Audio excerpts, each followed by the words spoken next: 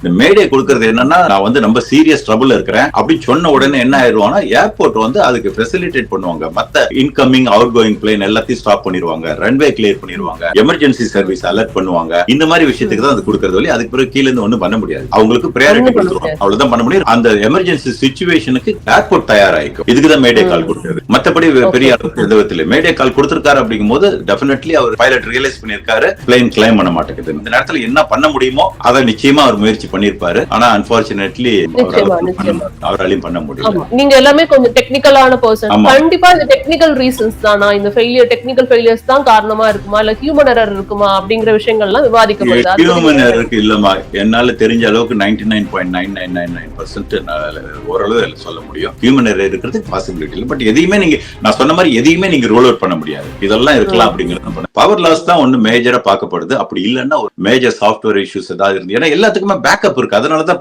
யாருக்குமே புரியல. எல்லாத்துக்குமே சொன்ன மாதிரி ஹைட்ராலிக்ல ப்ராப்ளம் வந்து உங்களுக்கு பின்னால எலிவேட்டர் இருக்கு பாத்தீங்களா, அது நீங்க மேல போனாதான் உங்களுக்கு அந்த ஆங்கிள் ஆஃப் அட்டாக் கரெக்டா வச்சு நீங்க கிளைம் பண்ண முடியும். சப்போஸ் எலிவேட்டர் நியூட்ரலாவோ அல்லது கீழே நோஸ் பாக்குற மாதிரி முதல்ல அந்த மேக்ஸ்ல நடந்தது பாத்தீங்களா சாஃப்ட்வேர் ப்ராப்ளத்துல, அது மாதிரி ஏதாவது நடந்திருந்தா பரவாயில்ல. ஆனா இது 14 இயர்ஸ் சக்சஸ்ஃபுல்லா அது மாதிரி எந்த இஷ்யூமே வந்தது இல்ல. சாஃப்ட்வேர்ல இஷ்யூ எல்லாம் வந்திருக்கு. இதுல வந்து என்ன இஷ்யூ வந்திருக்குன்னா, பேட்டரி ஒரு தடவை ஃபயர் ஆயிருக்கு, பேட்டரி இஷ்யூஸ் வந்திருக்கு, 2-3 இஷ்யூஸ் எல்லாம் வந்திருக்கு. இல்ல குறிப்பிட்ட 787 நீங்க சொல்றீங்க, போயிங் 787 சொல்றீங்க. 787ல ஆமா, இதுதான் வந்து முதல் ஃபேட்டல் ஆக்சிடென்ட்.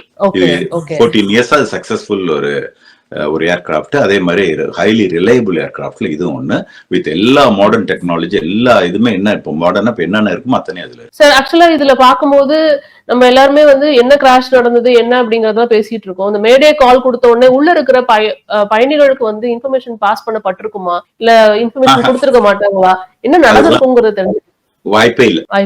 யாருமே என்ன நடந்திருக்கும், என்ன நடக்க போகுதுன்னு தெரியாம தான் பயணிச்சுட்டு இருந்திருக்காங்க. ஆமா, பயணிகளுக்கு ஒண்ணு தெரிஞ்சிருக்காது. திடீர்னு தெரிஞ்சிருக்கும், என்னடா கிளைம் பண்ற பிளேன் கீழே கொஞ்சம் வருதுங்கிறது கண்டிப்பா ரியலைஸ் பண்ணிருப்பாங்க.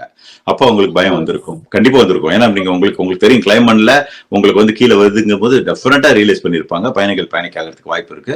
பட் எல்லாமே கண் மூடி கண் திறக்கிறதுக்குள்ள நடந்து முடிஞ்சிருக்கும். மேபி இப்ப அந்த இடத்துல வந்துட்டு நிறைய கட்டிடங்கள், ஒரு குடியிருப்பு பகுதி அந்த மாதிரி இல்லாம ஒரு கிளியர் ஃபீல்டா இருந்ததுன்னா தப்பிச்சுக்கிறதுக்கு வாய்ப்பு இருந்திருக்கும் நீங்க நினைக்கிறீங்க? கிளியர் ஃபீல்டு ஒரு பெரிய ஃபுட்பால் கிரவுண்ட், அது நல்ல இடம் தேவை. ஏன்னா அது பெரிய ஏர்கிராஃப்ட், வெயிட் அதிகம். அது மாதிரி பாருங்க, இந்த ஏர்கிராஃப்ட் வந்து இன்னும் மோசமான இருக்கிற காரணம் அது வந்து அஹமதாபாத்ல இருந்து லண்டனுக்கு வந்து 3700 நாட்டிக்கல் மைல்ஸ் நினைக்கிறேன். அதுக்கு கிட்டத்தட்ட 50,000 லிட்டர்ஸ், அதாவது அந்த 2 மணி நேரம் எக்ஸ்ட்ரா ஃபியூலும் போடுவாங்க. சோ 50,000 லிட்டர் ஆஃப் ஃபியூல் இருக்கு அதுக்குள்ள. சோ அது பஸ்ட் ஆகும்போது இன்னும் டேமேஜ் வர்ஸ்ட் ஆயிடும். காலியா இருக்கிற டேங்க் பஸ்ட் ஆகிறதுக்கும் 50,000 லிட்டர் வந்து ஒரே நேரத்துல எரியுது பாருங்க. சோ அது வந்து கண்டிப்பா கீழே இருக்கிறவங்களும் நிறைய பேர் ஃபெட்டாலிட்டிஸ் இருக்குங்கிறத நான் நம்புறேன்.